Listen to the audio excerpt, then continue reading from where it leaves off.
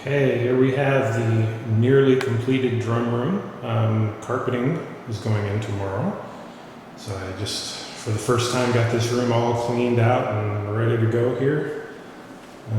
Just about done. A smidge of painting left to go here. There were a couple of cabinets on these walls here that I decided to take down, so I have to cover those up. I'm going to be putting these little cheap paper blind things in here so you can get at Home Depot. To cover up the windows, and then insulation and a covering is going to go over that. I'll show you that when that's finished. On the 3 windows around the room here. All of the outlets for the XLRs and 1/4 inches are done. This one here is for the drums, which comes around over here. This is where the desk is going to go. I'm in the process of building the desk right now. That should be ready in a couple of weeks.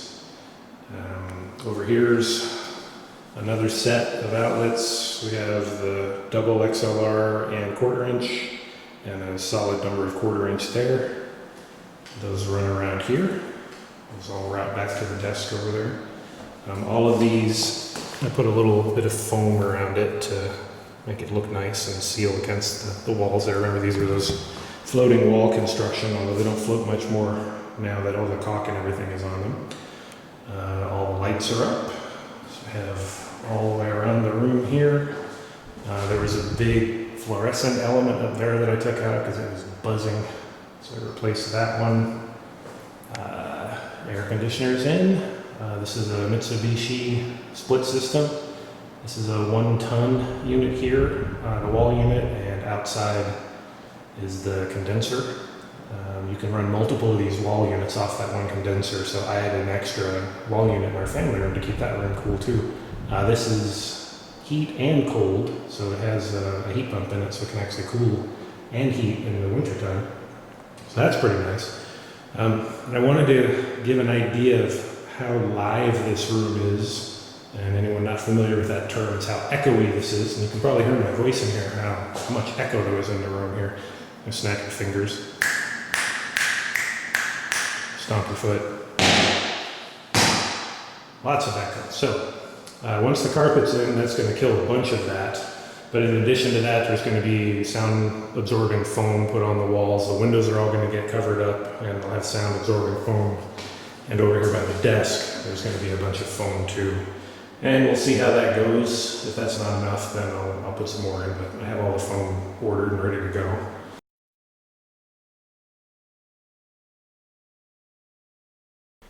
As you can see, I moved my drum set down here, starting to put things together.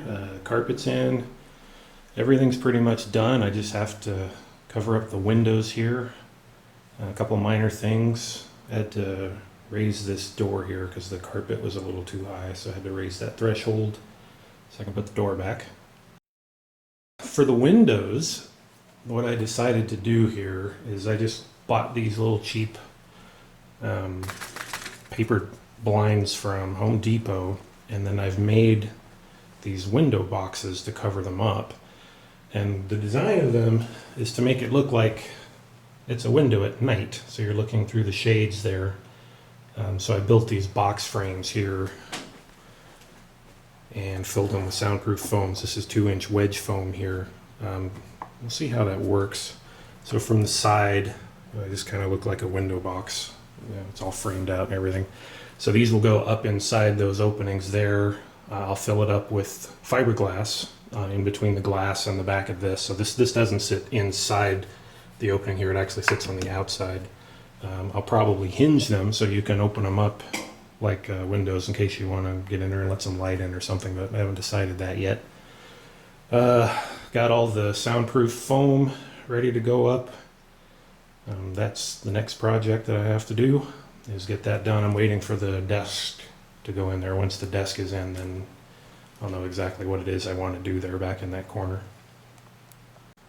So one of the interesting things about this room, since it used to be a garage, is we have these little vents down here.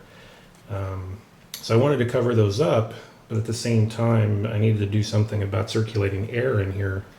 So what I've done is I've created these little air exchanger boxes.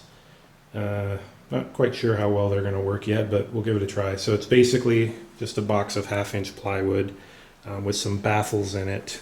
And down in the bottom there you see the holes here. So in those holes are going to go good old-fashioned PC fans. I've got a little microcontroller for it and everything. I'll do an update once those are done. But the idea is that thing's going to cover up that hole there, and it'll have a piece of wood covering up the front of it eventually with a vent on the top. So when you need to get fresh air in here, you can circulate some air through. And here is my drum set version 2.0.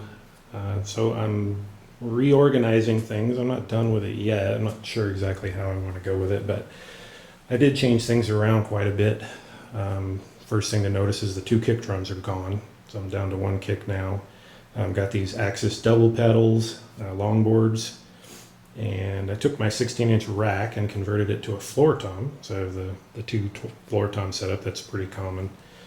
Got rid of a few of the toms, so I just have the 14, 12, 10, 8, 6. So all the odd size toms are gone.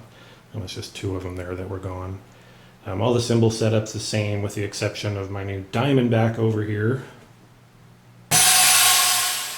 which I'm still not sure how well I like it, but it is an interesting cymbal to have. So we'll do some recordings with that soon to see how it comes out on the recording setup. But anyway, once this is all done, that'll be fun. Something new to learn because it's quite different than the way my old kit was set up. So the main reason I did this is get rid of the double kick is because it really forced you into a particular setup on the kit. The way all the drums were lined up basically you had to follow whatever the layout of the floor tom or the kick drums were. And I didn't really like that. So this time I went back to basics and followed this mantra that you'll hear occasionally when looking at drum set setups is start with your kick drum and your snare, get that comfortable where you like it, play it, add the ride, add the hi-hat, just put things basically where you're comfortable with them and then start filling it around it. And that worked pretty well for me, not perfectly. I get up to these high toms here and they don't really fit that mold very well, so I may still have to play around with this. The hi-hat's not exactly where I want it, but we'll see how that goes. The other thing that happened when I put the new kit together was I found out that this carpet that I got for the drum room is a little too plush. And so my bass drum pedals were really squishy and bouncing around all over the place. So I have to put something under them and also just to keep them from moving around. So for now, I just have that piece of plywood on there and Velcro to hold the pedal in place. This one doesn't go anywhere, but I'm not sure, again, what I'll do with that, but that needs to get addressed pretty soon. Maybe I'll make just a big pad to go under the whole thing or partial. I don't know. We'll see. So we just have a little bit left to do here, and it's all done. It'll be about time. Boy, it's coming up on a year now that I started working on this thing.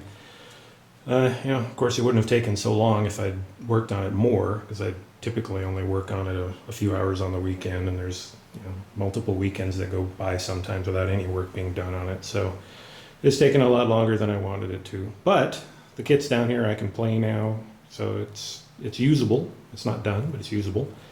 So pretty soon it'll be wrapped up. I'm hoping in the next couple of weeks this will be all finished. I'll have the new desk, and they were building a custom desk for it. That'll be done here in the next couple of weeks as well. So once it's all done, I'll put the final video up, and then it's back to playing drums again. Thanks, everybody.